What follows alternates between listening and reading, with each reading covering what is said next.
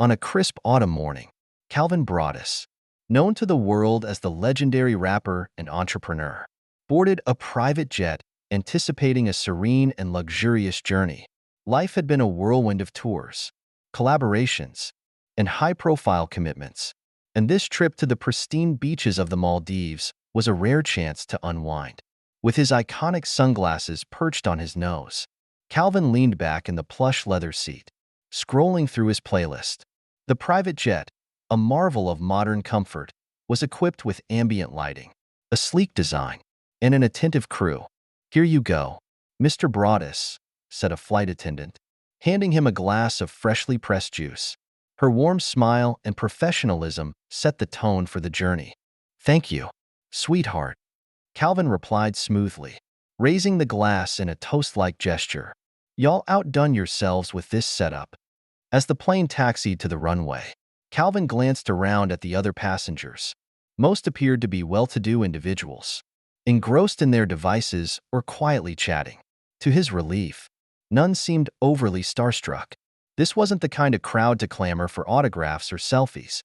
As the plane lifted off, Calvin felt the familiar thrill of flight, mixed with the relief of leaving behind the relentless demands of fame. Hours into the journey, the cabin lights dimmed, signaling the transition to nighttime. Calvin reclined his seat, closing his eyes.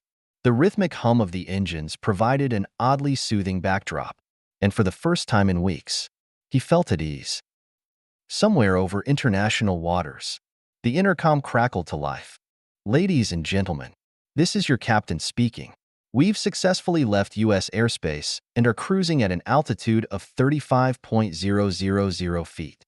The weather is clear, and we're on schedule to arrive in the Maldives in approximately 8 hours. Thank you for flying with us, and please let our crew know if you require anything." The announcement was met with polite murmurs. Calvin stretched slightly and smiled at the captain's professionalism. Moments later, to his mild surprise, the captain emerged from the cockpit, a tall man in his late 40s. He exuded an air of authority. Making his way down the aisle, the captain greeted passengers, exchanging pleasantries. When he reached Calvin's row, his demeanor shifted slightly. "Enjoying the flight, sir?"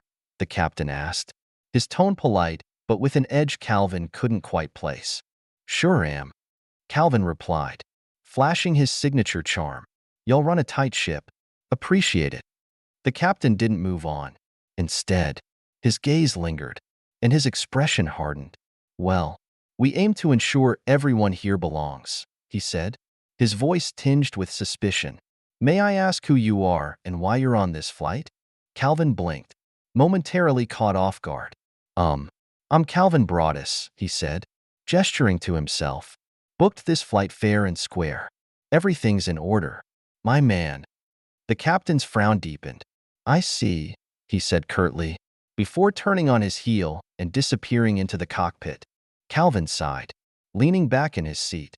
Something about the exchange gnawed at him, but he resolved not to let it ruin his trip.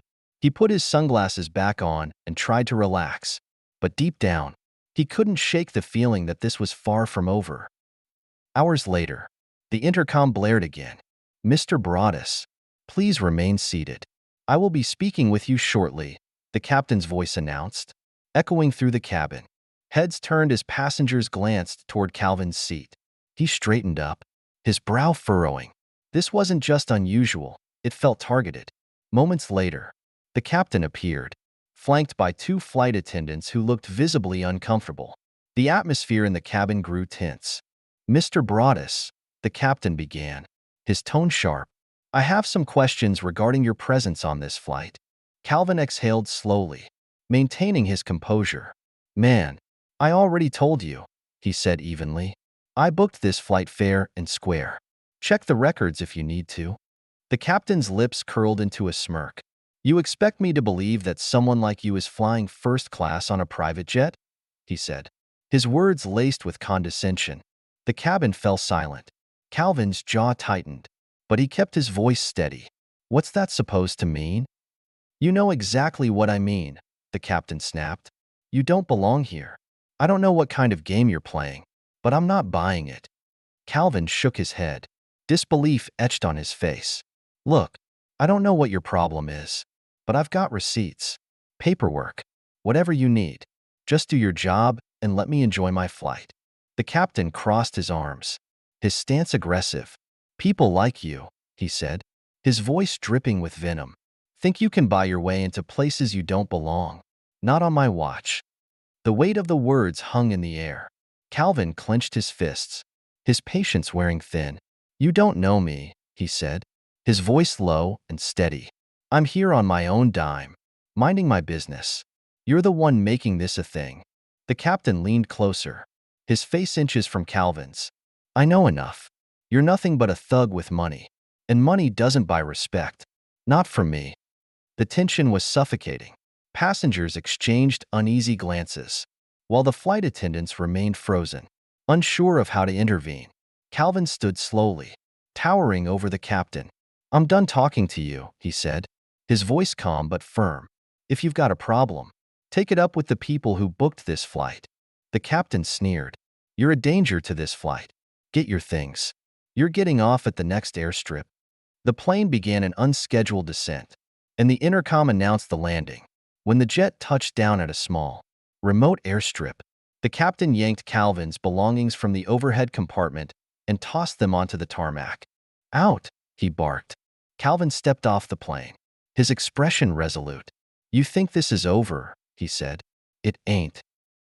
Stranded on the airstrip, Calvin took stock of his surroundings.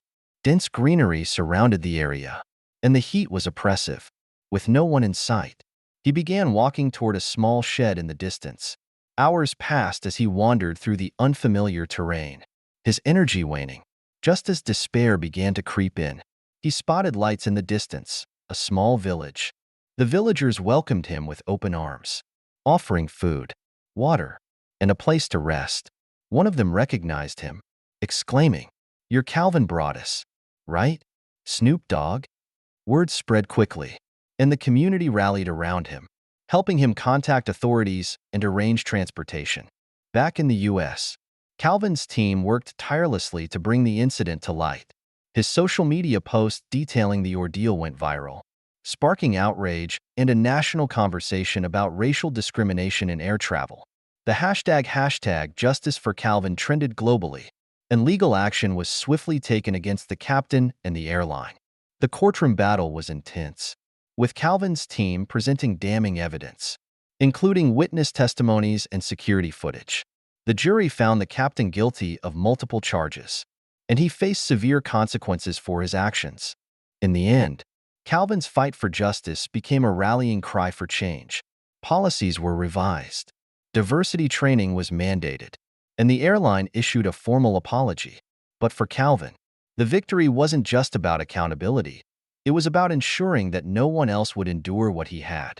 As he finally arrived in the Maldives, greeted by warm smiles and turquoise waters, Calvin felt a sense of peace. The journey had tested him, but it had also reaffirmed his resilience. He took a deep breath, the salty air filling his lungs, and smiled.